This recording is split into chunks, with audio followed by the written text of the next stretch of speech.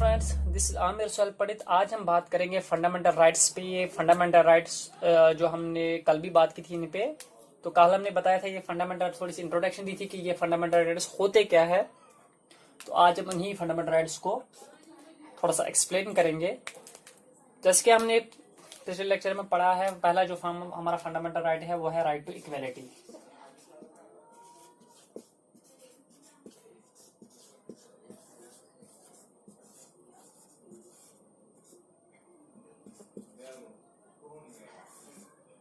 Right to equality ये mention कहां से कहां तक है, किस आर्टिकल 14 से आर्टिकल 18 तक ये मेंशन है हमारे कॉन्स्टिट्यूशन में। तो जो अब आर्टिकल 14 है यह हमें क्या कहता है, इक्वेलिटी बिफोर लॉ, यानी कि कानून की नजर में सब बराबर है एक्सेप्ट प्रेसिडेंट एंड गवर्नर। यानी कि प्रेसिडेंट और गवर्नर जो है उनके बगैर सभी जो सिटीजन्स है वो कानून की नजर में बराबर है। एक्सेप्शन जो है प्रेसिडेंट और ये जो गवर्नर जो एक्सेप्शंस है उन पे कोई क्रिमिनल और कोई सिविल प्रोसीडिंग नहीं की, यानी कि वो किसी भी कोर्ट में पेश नहीं हो सकते। ओके, अब हमारा जो आर्टिकल 15 है, आर्टिकल 15 हमें क्या कहता है, डिस्क्रिमिनेशन। आपको याद रखना है डिस्क्रिमिनेशन। आर्टिकल 15 जो है सिंपली याद रखना है डिस्क्रिमिनेशन।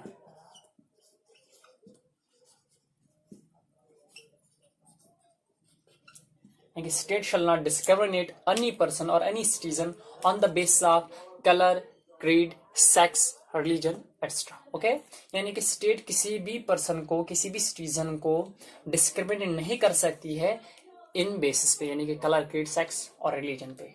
ओके, हमारा जो अगला आर्टिकल है वह आर्टिकल नंबर 16। ठीक है, तो आर्टिकल 16 है वो हमें क्या कहता है, सिंपल याद रखना है पब्लिक एम्प्लॉयमेंट। पब्लिक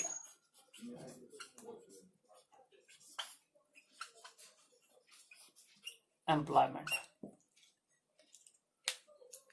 यानी कि पब्लिक एम्प्लॉयमेंट आपको याद रखना है, यानी कि there should be equal opportunity to every citizen. Okay, in respect of public employment, यानी कि पब्लिक एम्प्लॉयमेंट के लिए हर किसी पर्सन को, हर किसी ये जो सिटीजन को, पर्सन को इक्वल अपॉर्चुनिटी मिलनी चाहिए।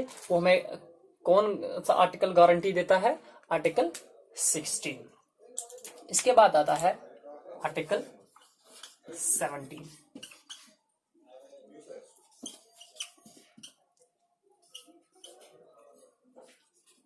अनटचेबिलिटी, छुआछूत। तो आपको अनटचेबिलिटी याद रखना है। आर्टिकल 17 हमें क्या देता है, अबॉलिशन ऑफ अनटचेबिलिटी। मिसाल के तौर पर बिफोर इंडिपेंडेंस, बिफोर 1947 क्या होता था, ये अनटचेबिलिटी ज्यादा आम थी कि लोग एक दूसरे को छूने से कतराते थे, इतराते थे, एक दूसरे का नहीं खाते थे, यानी कि जात पात बहुत ज्यादा थी। तो इसलिए जब आर्टिकल 17 आया तो आर्टिकल 17 ने कहा कि इस ये जो अनटचेबिलिटीज को हम खत्म कर देते हैं, हम बराबरी लाएंगे लोगों में। ठीक है, तो ये आर्टिकल 17 आया, इसको लाया गया आर्टिकल 17 को क्या अबॉलिश करने के लिए, अनटचेबिलिटी अबॉलिश करने के लिए। ओके, इसके बाद जो अगला आर्टिकल है आर्टिकल नंबर 18। आर्टिकल नंबर 18 जो है आपको याद क्या रखना है, टाइटल्स ओनली। ओके, टाइटल्स यानी कि abolition of titles. Abolition titles, इसमें भी एक्सेप्शन है। एक्सेप्शंस क्या है, एक तो एक्सेप्शन है मिलिट्री टाइटल,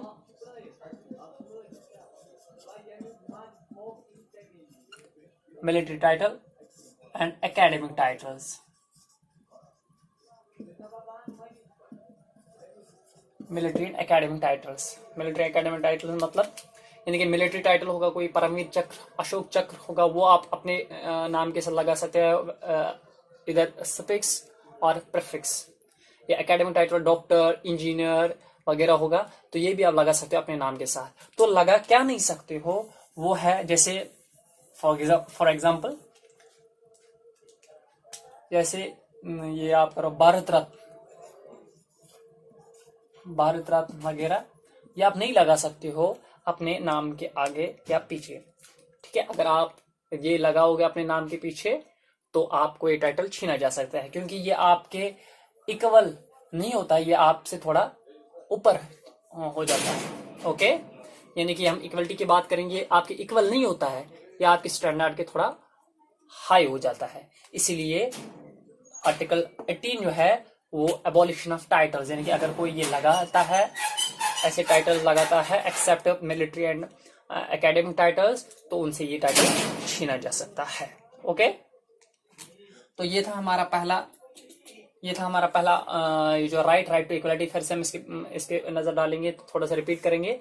आर्टिकल 14 हमें कहता है इक्वलिटी बिफोर लॉ, यानी कि हर कोई कानून की नजर में बराबर है, तो एक्सेप्ट प्रेसिडेंट और एंड गवर्नर, इन पे सिविल प्रोसीडिंग नहीं हो सकती है, क्रिमिनल प्रोसीडिंग नहीं, यानी कि ये किसी भी कोर्ट में पेश नहीं हो सकते हैं। यह हमें गारंटी देता है article 14 of Indian constitution. Okay, article 15 हमें ये बचाता है डिस्क्रिमिनेशन से, यानी कि हमें बचाता है डिस्क्रिमिनेशन से। क्या कहता है article 15? State shall not discriminate any person on the basis of colour, creed, sex, religion, यानी कि हमें इन चीजों पे डिस्क्रिमिनेट नहीं किया जा सकता है। ओके, आर्टिकल 16 हमें क्या कहता है? There should be equal opportunity in respect of public employment to every citizen. Okay, यानी कि पब्लिक एम्प्लॉयमेंट आपको याद रखना है। आर्टिकल 17 में अनटचेबिलिटी याद रखना है, एबॉलिशन ऑफ अनटचेबिलिटी। ठीक है, आपको अनटचेबिलिटी सिर्फ याद रखना है। और आर्टिकल 18 में आपको याद रखना है टाइटल्स, यानी कि एबॉलिशन ऑफ टाइटल्स। इसमें आप टाइटल्स नहीं लगा सकते except military and academic. Okay, तो अब हम ये जो है दूसरा जो हमारा फंडामेंटल राइट है उस पर बात करेंगे, वो है राइट टू फ्रीडम। ओके,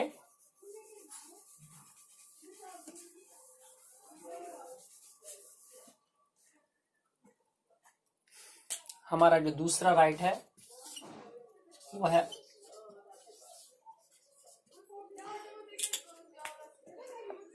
वो है राइट टू फ्रीडम। ये मेंशन किस आर्टिकल से किस आर्टिकल तक किया गया है? It has been mentioned from article 19 to 22।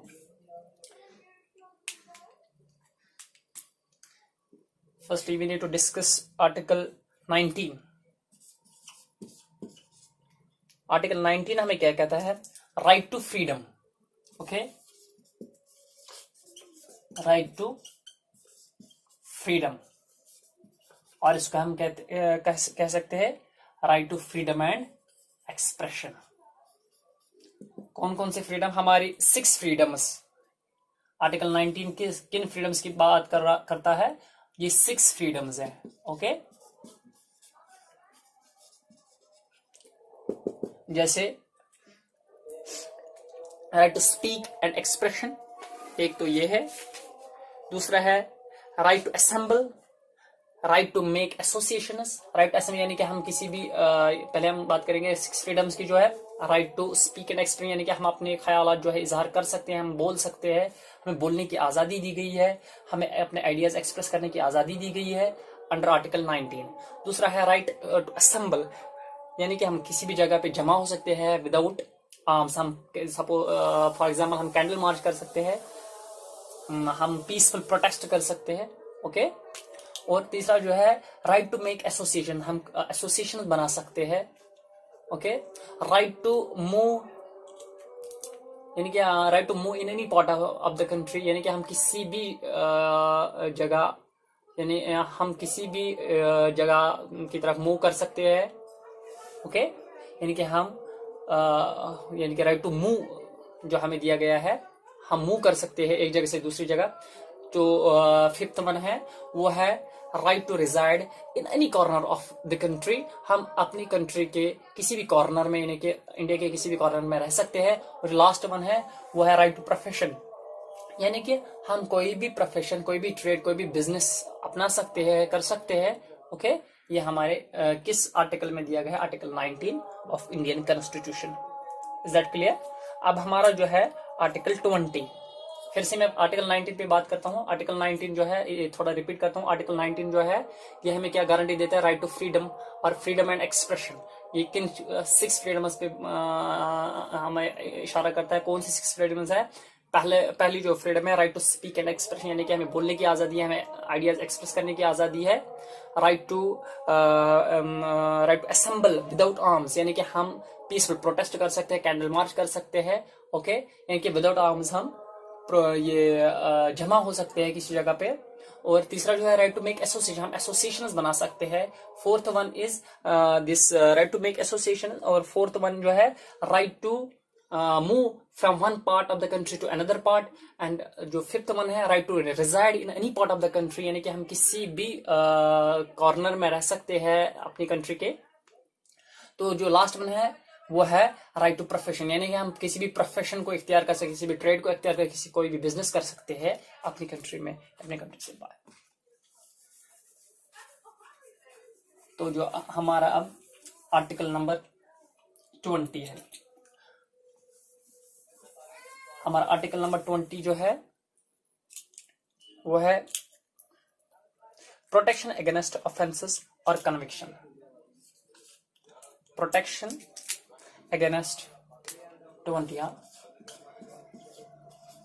Protection against offence और conviction.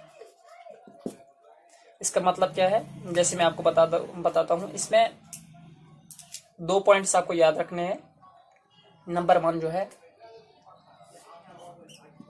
X post facto law,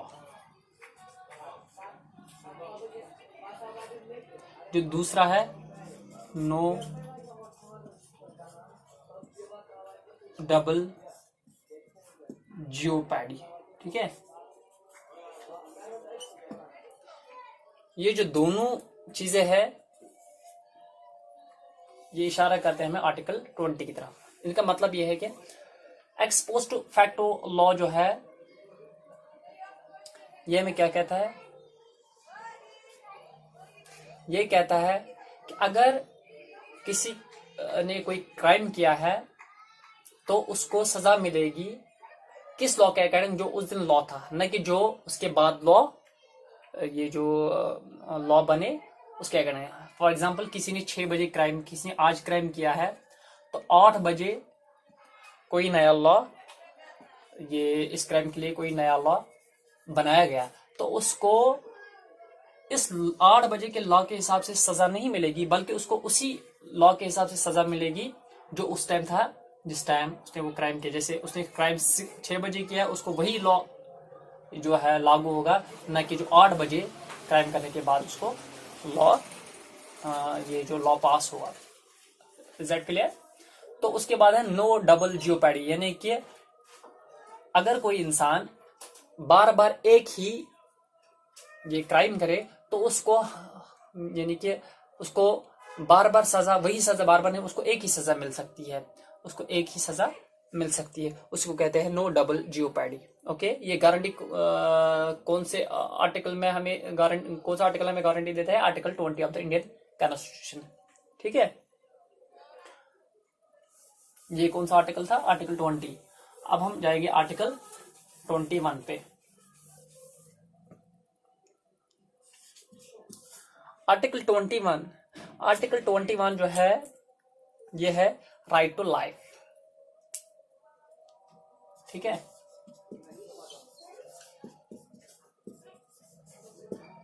यानी कि हमें जिंदा रहने की आजादी, यानी कि अगर किसी को सुसाइड करते हुए पकड़ा गया तो उसको अरेस्ट किया जा सकता है। किस आर्टिकल के अकॉर्डिंग? आर्टिकल 21 के अकॉर्डिंग। ओके, तो इसमें फिर एक सबसेक्शन, आर्टिकल 21 में एक सबसेक्शन है, यानी कि सेक्शन 21A। 21A जो इसमें सेक्शन है 21, ये हमें क्या कहता है? Right to education, right to education. ठीक है, यानी कि 6 से 14 साल के बच्चों तक राइट फ्री एजुकेशन, 6 से 14 साल के बच्चों को फ्री तालीम दी जा सके। ठीक है, यह हमें कौन सा कहता है, क्या कौन कहता है, सेक्शन 21A ऑफ आर्टिकल 21। ठीक है, तो ये जो 21A सेक्शन है ये कब ये किया है, किसके अकॉर्डिंग ये इंसर्ट किया गया है, ये किया गया है 86th अमेंडमेंट एक्ट 2002 के अकॉर्डिंग इसको ये इंसर्ट किया गया है ये कॉन्स्टिट्यूशन में। ओके, तो इसको हम ऐसे भी SSA सर्व शिक्षा अभियान इसके तौर पे भी इसे जाना जा सकता है, और ये हमारी 11th फंडामेंटल ड्यूटी भी है। ठीक है, ये हमारी 11th फंडामेंटल ड्यूटी भी है। ठीक, अब हम बात करेंगे 22, यानी कि अब हम बात करेंगे आर्टिकल 22 पे। आर्टिकल 22 हमें क्या कहता है, no person will be detained और protection against arrest and detention in certain cases. ठीक है, no person will be detained, मतलब क्या इसका, यानी किसी पर्सन को आप डिटेन नहीं कर सकते हो जब तक कि उसका जो क्राइम है वो साबित ना हो जाए। ठीक है, आपने अगर किसी को अरेस्ट किया है तो आपको 24 आवर्स के अंदर अंदर उसको मैजिस्ट्रेट के सामने पेश करना है, तो इंक्लूडिंग द जर्नी टाइम, जो आने जाने में टाइम लगा है, इंक्लूडिंग दैट वेरी टाइम, तो आपको मैजिस्ट्रेट के सामने उसको पेश करना है, और अगर उसका क्राइम साबित हो गया तो आप उसको सजा दे सकते हो। अगर उसका क्राइम साबित नहीं हुआ तो आप वो रिलीज करना है। ठीक है, यानी कि किसी भी पर्सन को आप डिटेन नहीं कर सकते हो तब तक जब तक कि उसका क्राइम साबित ना हो, और अगर आपने उसको अरेस्ट किया है तो 24 आवर्स के अंदर अंदर उसको मैजिस्ट्रेट के सामने पेश करना है, इंक्लूडिंग जर्नी टाइम। फिर से मैं एक बार दोहराता हूं पहले से ही। ठीक है, आर्टिकल मैं दोहराता हूं, आर्टिकल जो 19 है, 19 हमें क्या कहता है, राइट टू फ्रीडम, यानी कि फ्रीडम किस चीज की, freedom of speaking expression, freedom of freedom to assemble without arms, freedom to make associations, and freedom जो है वो freedom to reside in any part of the country, freedom to move in from any part of the country, from to any part of the country, to any part of the country, and freedom to reside in any corner of the country, and last one जो है freedom right to profession। okay, इसके बाद हमारा जो 20th article है वो है protection against offence और कन्विक्शन। इसमें दो पार्ट्स है, एक्स पोस्ट फैक्टो लॉ और नो डबल जियोपैडी, यानी कि अगर एक्स पोस्ट फैक्टो लॉ जो है, यानी कि अगर किसी कोई क्राइम करता है तो उसको सजा उसी लॉ के अकॉर्डिंग मिलेगी जो उस टाइम ऑपरेशनल होगा, न कि वो उस ये जो लॉ के तहत उसको सजा मिलेगी जो उसके बाद ये जो उसके बाद लॉ बनता है। ठीक है, बनेगा। तो दूसरा है नो डबल जियोपैडी, यानी कि अगर कोई इंसान 3-4 बार एक ही क्राइम करता है तो उसको एक ही बार सजा मिलेगी, न कि उसको बार बार वही सजा बार बार देंगे, उसको एक ही बार सजा मिलेगी। इसके बाद है आर्टिकल 21। आर्टिकल 21 हमें कहता है right to life. Right to life मतलब जीने की आजादी, यानी कि अगर किसी को सुसाइड करते हुए पकड़ा गया तो उसको अरेस्ट किया जा सकता है। ओके, इसके बाद इसमें सेक्शन जो है 21A ऐड किया गया, वो सेक्शन 21A क्या कहता है, राइट टू एजुकेशन, यानी कि 6 साल से 14 साल तक के बच्चों को फ्री वो एलिमेंट्री एजुकेशन दी जाए। ये किस अमेंडमेंट के तहत, अमेंडमेंट एक्ट के तहत ऐड किया गया, 86th कॉन्स्टिट्यूशन अमेंडमेंट एक्ट 2002 के तहत इसको ऐड किया गया कॉन्स्टिट्यूशन में। इसको हम कैसे जाना जा सकते, इसको हम इस सर्व शिक्षा अभियान के नाम से भी जान सकते हैं, और ये हमारी 11th फंडामेंटल ड्यूटी भी है। अब हमारा जो आर्टिकल 22 है वो है no person will be detained, और we can say protection against arrest and detention in certain cases, यानी कि हम कोई भी किसी पर्सन को डिटेन नहीं कर सकते, अरेस्ट नहीं कर सकते जब तक कि उसका जो ये है क्राइम है वो साबित ना हो जाए। अगर हम किसी को अरेस्ट कर सकते